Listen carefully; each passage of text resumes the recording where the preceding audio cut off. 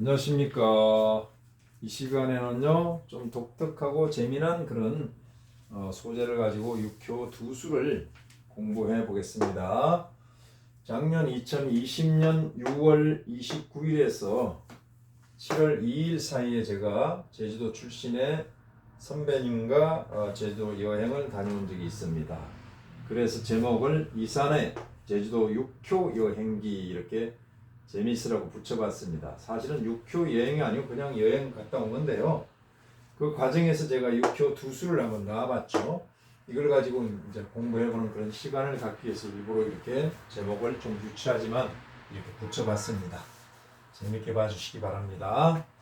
자, 그래서 6월 29일에 김포공항에서 제주행 비행기를 기다리고 있는데 제주도 현지에 있는 지인이 걱정스럽게 전화가 왔어요. 선생님, 지금 제주도에 엄청난 비가 쏟아지고 있는데 과연 비행기가 이륙할 수 있을까요? 그러더라고요. 그래서 제가 전화를 끊고 개를 얻었는데 풍산 전개 동요가 없었는데 이걸 진정개라고 합니다. 안정돼 있죠. 그래서 이 여행은 안전하게 잘 갔다 올 수 있겠다는 그런 전제하에 제가 통보를 해서 전화를 해서 이런 답을 줬죠. 그 비는 일시적이다. 일시적인 것이다. 마치 열대 우림의 스콜과 같다. 그런 말씀을 드리고, 두 번째, 날씨는 흐림을 그대로 유지하지만 비는 문제되지 않는다. 이런 답을 드리고요. 세 번째, 제일 중요한 것은 내일 마라도 들어가기로 했는데 바람이 심하게 일어나서 마라도 출항이 안 돼서 마라도행은 포기해야 될 것 같다. 이런 답을 드렸죠. 그런데 세 개가 다 그대로 적중이 됐습니다. 이것을 우리가 육교에서는 천시점이라고 합니다. 천시점.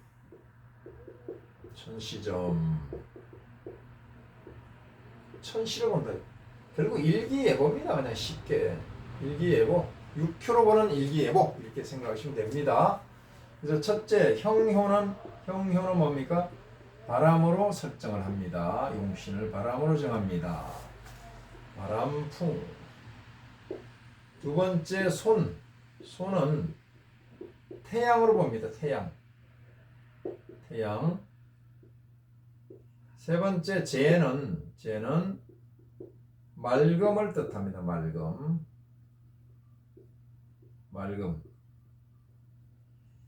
네 번째, 관기는 우레, 낙뢰. 벼락이 떨어지면 사람이 다치죠. 낙뢰, 벼락 이런 걸 뜻합니다. 그래서 뇌를 표시를 하는 거죠. 다섯 번째, 문부는 비를 뜻합니다. 비. 왜 비가 문부냐? 비가 촉촉히 내려서 대지를 적시고 만물을 생육하는 것은 마치 부모님의 덕과 같다. 그래서 문부를 비로 보는 겁니다. 그러나 바람이 너무 세차게 불어서 폭풍이 불고 사람이 다치면 이것도 관에 해당이 됩니다. 관기에 해당이 되고요. 태양도 너무 뜨거워가지고 사람이 탈 정도면 이거 관기입니다. 더위 걸려서 사람이 쓰러지기도 하잖아요. 비도 너무 많이 와서 폭우가 쏟아져 사람이 다치면 이것도 관기입니다. 결국 관기는 사람한테 해가 되는 것을 관기라고 보는 거죠. 이런 기본적인 설정하에 이 개를 한번 설명해 보겠습니다. 첫째, 비가 문제가 된다고 전화가 왔으니까 비를 보면 문부죠. 여기 문부 5화가 있고 문부 4화가 있네. 용신이 2개 나타났습니다. 용건사가 2개 나타나면 문제 있는 효를 용신으로 삼으라고 하는데 마침 공망이 딱 떨어진 사화가 있네. 사화를 월에 대비하던 같은 5화니까 힘이 굉장히 강하네요. 일진이 묘목이 생해주니까 또 일진도 강하네요.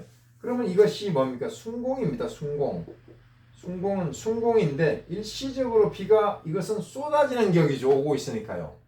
하늘이 공망이니까 구멍난듯이 쏟아집니다. 만약에 장마철에 비가 일시적으로 멎었다면 그 비는 잠깐 멎었다 다시 온다 이렇게 통변을 할 수 있는데 비가 장마철도 아닌데 쏟아지니까 일시적으로 쏟아지는 열대 우림의 스콜 같은 비다 이렇게 통변을 할 수가 있습니다. 그래서 제주 현지에 도착하니까 비는 완전히 멎었고요. 날씨는 흐렸습니다.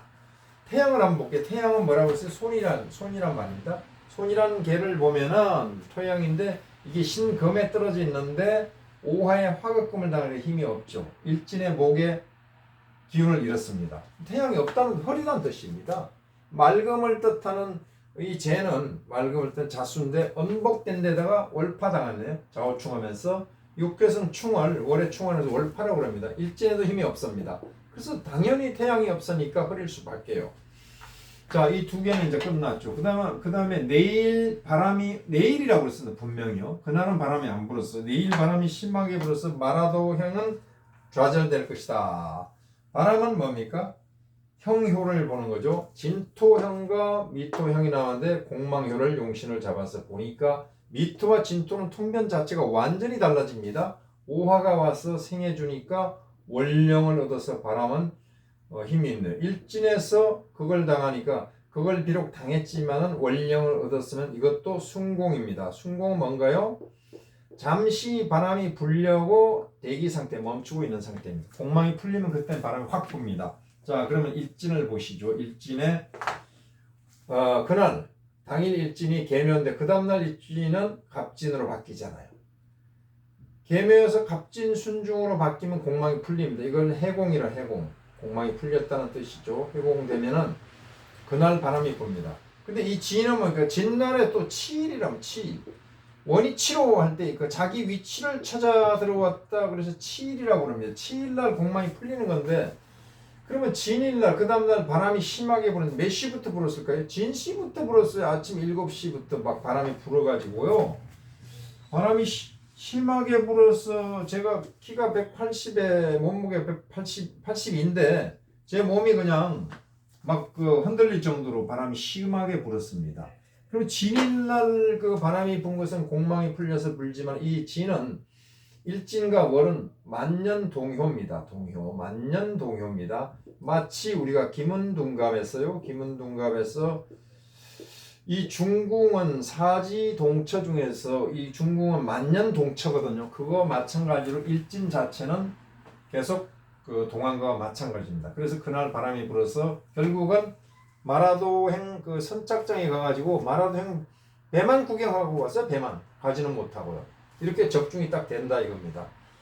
자, 그 다음에 이제 여행을 그 다 마치고 7월 2일에 그 제주공항에서 서울행 비행기를 기다리고 있는데 노년 부인께서 중노년 부인께서 전화가 와가지고요 저한테 선생님 당장 오늘 좀 상담을 좀 해야 되는데 어디 계십니까 그러더라고. 아, 제가 지방에 왔다 올라가는데 오늘은 피곤해서 힘든데 내일 보시면 안 될까요 했더니 안 됩니다. 오늘 꼭 봐야 됩니다. 너무 다급한 목소리였어요. 그래서 궁금하잖아요. 그래서 제가 개를 세어봤는데 지천택에서 택정개로 바뀐 저 개를 얻었어요. 그래가지고 4시 반에 약속을 한 그 시간에 들어오자마자 제가 이런 말을 했죠. 집안의 경제적인 형편이 많이 안 좋으시네요.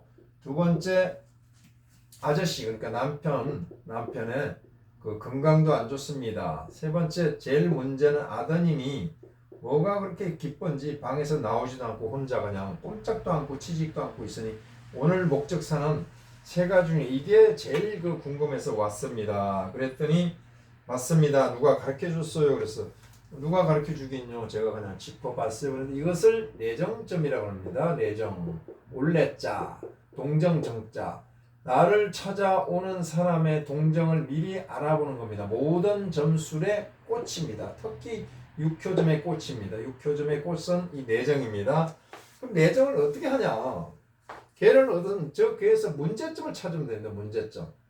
문제된 육친효를 찾아가지고 그것이 바로 찾아오는 용건에 해당이 됩니다. 용건 이것을 바로 용신이라고 그러죠.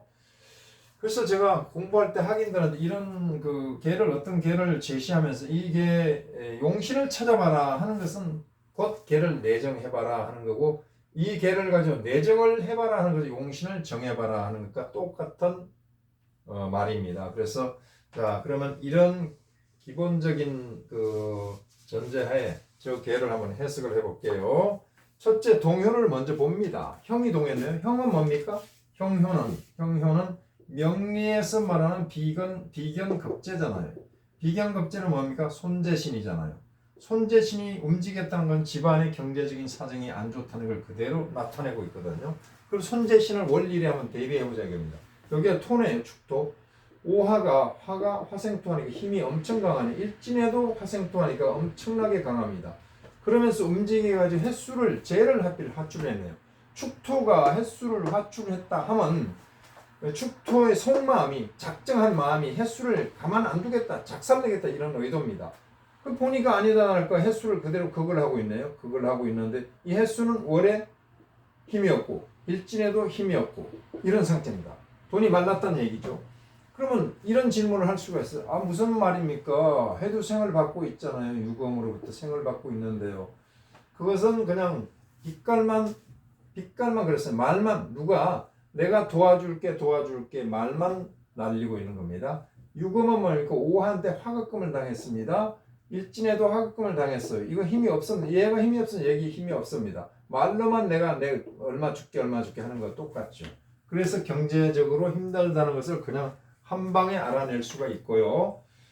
두 번째, 남편 아저씨가 건강이 안 좋아서 문제입니다. 그것은 그러나 노병이기 때문에 별다른 조치가 없이 잘 관리만 해주시면 되겠습니다. 한 것은 택효, 집에 들어놓이는 관이 있잖아요. 남편인데 오화에 대비해 봤더니 힘이 없어요. 일진 오화에도 힘이 없어요. 월 1에 힘이 이런 데다 공망이니까 점점 사라져가는 그런 형국이죠. 구진이니까 뭡니까? 무건병, 오래된 병입니다. 그래서 이것도 알 수가 있고 그 다음에 제일 마지막으로 중요한 용건은 뭐냐면 이 유검이 손인데 월에서 그걸 당해서 되게 안 좋죠. 일진에 그걸 당해서 또 안 좋습니다. 그런 상황 중에 청룡이 붙어서는 뭐가 기쁜지 집안에 방 안에서 뭐 그냥 오락을 하는지 게임을 하는지 그냥 혼자 즐기고 있을 거 아닙니까? 움직이지도 않고 나오지도 않고 있으니까. 그러나 걔를 자세히 보십시오. 축토가 동해하여서 생을 해주고 있습니다. 이것을 절처봉생이라고 합니다. 절처. 끊어진 곳에서 처소에서 봉생. 봉, 만날 봉자, 생을 만났다. 절처봉생. 기사회생한다 이런 뜻이죠. 자, 그래서 이 문제는 유금이 움직이지 않은 게 문제인데 가을에 가면 자기 달에 금달에 들어가서 묘일진을 만나면 묘충해서 암동시키면 얘가 움직이면 축토가 생해중을 받아먹고 횟수를 생기니까 집안의 경제적인 형편도 조금 도움이 될 거 아닙니까? 이것을 달력을 찾으면 매달 며칠 나오거든요. 그래서 매달 며칠부터 아드님이 움직일 겁니다. 이렇게 얘기를 해주는 거죠. 뭐 신월, 6월, 묘일 이렇게 얘기를 하는 게 아니라 날짜를 얘기하니까 용한 소리를 듣는 거죠. 자, 그래서 사주도 뽑아주고 제가 그 사주를 가지고 통변을 해서 안심을 시켜주고 위로를 해주는데 문제는 뭐냐면 진토가 문제입니다. 진토가요. 이 어머니가 당사자가요. 오화의 힘을 받은 진토가요. 토생금을 하면서 합을 하면서 자식한테 집착을 하고 있는 형국이잖아요. 집착을 끊으라. 너무 걱정하는 그것이 걱정이다 그랬습니다. 자, 이처럼 우리가 육효를 보면은 보지 않고도 미리 찾아오는 육효 있고 내정을 할 수 있고 날씨 일기도 알 수 있으니까 제갈공명이 되는 겁니다. 자, 실제로 이 진은 뭡니까? 진 자리가 여기거든요. 여기입니다. 진사가. 진사는 이게 동남입니다. 동남풍이 불었어요. 그날 실제로 제갈공명이 뭡니까?